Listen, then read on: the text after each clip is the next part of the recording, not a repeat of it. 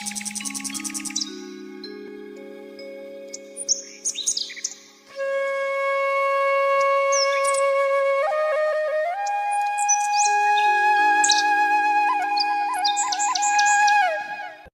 श्री राम मित्रों, महाभारत की महारानी कुंती, जो कि महाराज पांडु की रानी थी और पांडवों की माता थी, उनका जन्म यदुवंश में महाराज सूरसेन के घर में हुआ। वहाँ उनका नाम प्रथा था। शेषवावस्था में ही महाराज सूरसेन ने अपने घनिष्ठ मित्र कुंती देश के महाराज कुंती भोज को इस कन्या का दान कर दिया था, क्योंकि महाराज कुंती भोज के कोई संतान न होने के कारण वह दुखी रहते थे और महाराज सूरसेन ने अपना मित्रता का धर्म निभाते हुए उनको कन्या का दान किया। उसके बाद वह कन्या आती है कुंती देश में और वहाँ उसका नाम हो जाता है कुंती। राजकुमारी कुंती का महलों में पूर्ण वैभव और विलास के वातावरण में पालन पोषण होता है। धीरे धीरे वो बड़ी होती है, यौवन की दहलीज तक पहुँचती है। तो एक दिन उनके पोष्य पिता महाराज कुंती भोज उनको आकर कहते हैं कि पुत्री, मैं तुम्हें तुम्हारी योग्यता देखते हुए, तुम्हारा सरल हृदय और सेवा और समर्पण की भावना देखते हुए एक बहुत बड़ा दायित्व सौंपने जा रहा हूँ। दायित्व यह है कि कल हमारे राज्य में महर्षि दुर्वासा का प्रवेश हो रहा है। उनकी अगवानी करनी है, उनको महल तक लाना है और महल में कुछ दिन वो रहेंगे। उनकी सेवा का कार्य तुम्हें मैं सौंप रहा हूँ, क्योंकि महर्षि अत्यधिक क्रोधी और वरदायी ऋषि है। अगर उन्होंने प्रसन्न होकर राज्य को वरदान दे दिया, आशीर्वाद दे दिया, तो हमारा राज्य तरक्की करेगा, और अगर किसी तरह से वो क्रोधित हो गए तो हमारा विनाश भी निश्चित होगा। यह दायित्व मैं तुम्हें सौंप रहा हूँ। पूर्ण मनोयोग से, समर्पण भाव से तुम्हें उनकी सेवा करनी है और ऋषि को प्रसन्न करना है। तो राजकुमारी कुंती ने अपने पोष्य पिता की आज्ञा को शिरोधार्य किया और इसी के साथ वो ऋषि की सेवा में जुट गई। अपने कुछ दासियों के सहयोग से वह ऋषि की निरंतर सेवा करती, उनकी हर चीज़ का, उनकी हर आवश्यकता का ध्यान रखती। कुल मिलाकर ऋषि को महल में रहते हुए भ्रकटी टेढ़ी करने का अवसर ही नहीं मिला।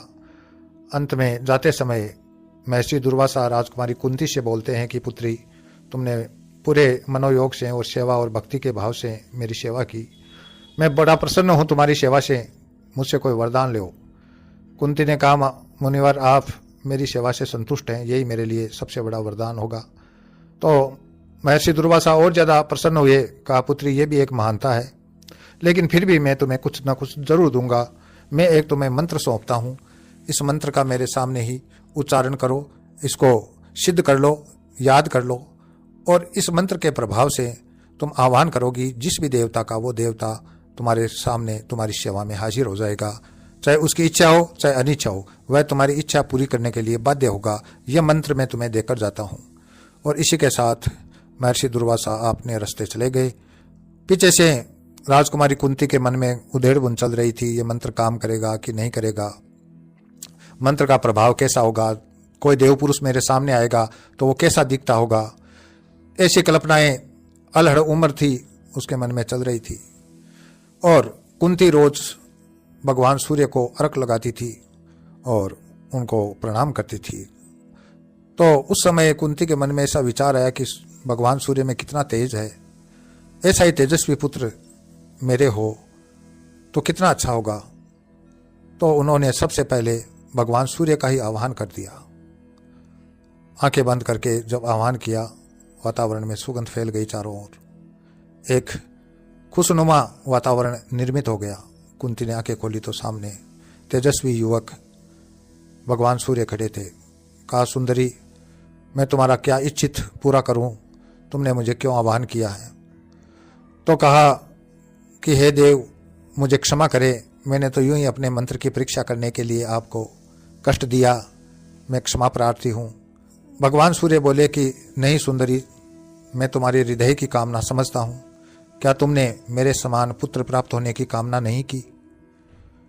और उसके बाद कुंती और सूर्य के बीच में संसर्ग होता है और सूर्य पुत्र कर्ण गर्भ में बीज रूप में पड़ता है। और उसके बाद कुंती 9 महीने तक अपने गर्भ को सुरक्षित रखती है। उस बीच महाराज कुंती भोज कुछ महीनों के लिए लंबे आखेट पर चले जाते हैं। उनको अपना गर्भ छुपाने में भी कोई ज़्यादा दिक्कत नहीं होती।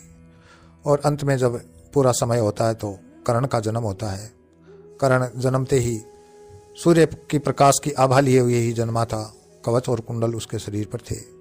उसके बाद अपनी एक दासी के सहयोग से लोकलाज और राज मर्यादा के कारण कुंती ने अपने पुत्र कर्ण को एक जो महल के पास में नदी बहती थी, अश्वरथी नाम था उस नदी का, उसमें एक संदूक में बंद करके बहा दिया।